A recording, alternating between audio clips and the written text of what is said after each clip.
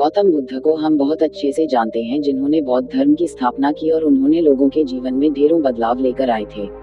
यह कहानी भी उनके बचपन की है, जब वे छोटे थे और उन्हें गौतम बुद्ध के नाम से नहीं बल्कि सिद्धार्थ के नाम से जाना जाता था। उनके एक चचेरे भाई भी थे जिनका नाम देवदत्त था। चलिए जानते हैं इस कहानी के बारे में। राजा सिद्धार्थ के महल के पास एक उद्यान था, जहाँ पर राजा सिद्धार्थ बैठकर प्रकृति का आनंद लिया करते थे। एक दिन जब वे अपने बगीचे में बैठे हुए थे कि तभी एक घायल हंस उनके पैर के पास आकर गिरा। उसके शरीर में एक तीर लगा हुआ था। उसे देखने से प्रतीत हो रहा था कि किसी शिकारी उसका शिकार किया है।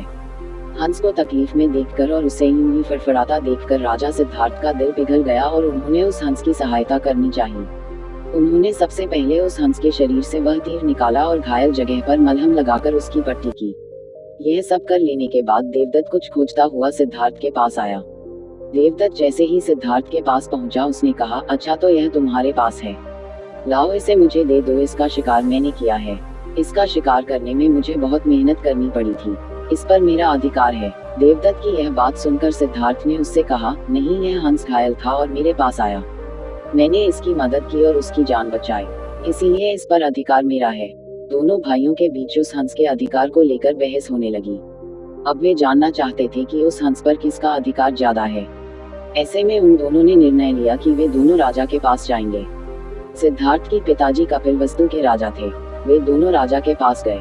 राजा के पास पहुंचते ही देवदत्त ने सबसे पहले कहा, महाराज, इस हंस पर सबसे ज्यादा अधिकार मेरा है, क्योंकि मैंने इसका शिकार किया है।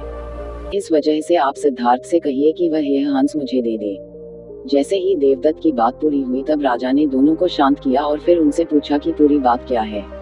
ऐसे में सिद्धार्थ ने राजा को पूरी बात बताई और उनसे बोला, पिताजी, बात यह है कि इस हंस का शिकार देवदत्त ने किया था, लेकिन यह हंस घायल होकर मेरे कदमों के पास आ गिरा। इसे घायल देखकर मैंने इसका इलाज किया और इसे ठीक किया। अब आप ही बताइए कि इस हंस पर सबसे ज्यादा अधिकार मेरा है। राजा ने इस मामले पर अच्छे से विचार किया। विचार कर लेने के बाद उन्होंने सभा में सबसे एक बड़ी बात कही, और वह बात यह थी कि मारने वाले से ज्यादा बचाने वाला का अधिकार सबसे ज्यादा होता है। इसीलिए इस हंस पर सबसे बड़ा अधिकार सिर्फ और सिर्फ सिद्धार्थ का है, क्योंकि उसने उस हंस को मारा नहीं बल्कि उसे घायल देखकर उसका इलाज किया और उसकी जान बचाई।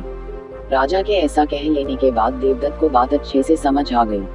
वह भी जान चुका था कि मारने वाले से ज्यादा बचाने वाले का अधिकार सबसे ज्यादा होता है।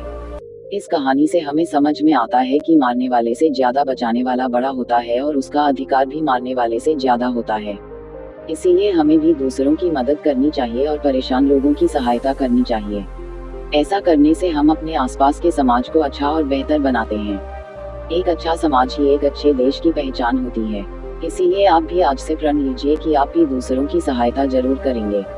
अगर हम सिद्धार्थ के स्वभाव की बात करें तो वह बहुत ही शांत है और दूसरों की मदद करने में हमेशा आगे रहते हैं। उन्होंने हंस को तकलीफ में देखा तो उसकी मदद करने के लिए तुरंत उठ पड़े। इसे यह बात पता चलती है कि सिद्धार्थ को दूसरों को तकलीफ में देखकर खुद को भी तकलीफ होती है। अगर हम देवदत्त की बात करें तो वह एक लड़ाकू बालक था जिसमें सब्र की कमी थी। देवदत्त बस इतना ही जानता था, मरने वाले का अधिकार ज्यादा होता है। वह जीवों को मारने में संकोच नहीं करता था, जो कि गलत है। वह सिद्धार्थ के विपरीत था। दोस्तों, इस कहानी से आपको क्या सीखने को मिला तो लाइक कमेंट करके जरूर बताएं, और हमारे चैनल पर नए हो तो सब्सक्राइब करें। और आपका कीमती समय देने के लिए दिल से धन्यवाद।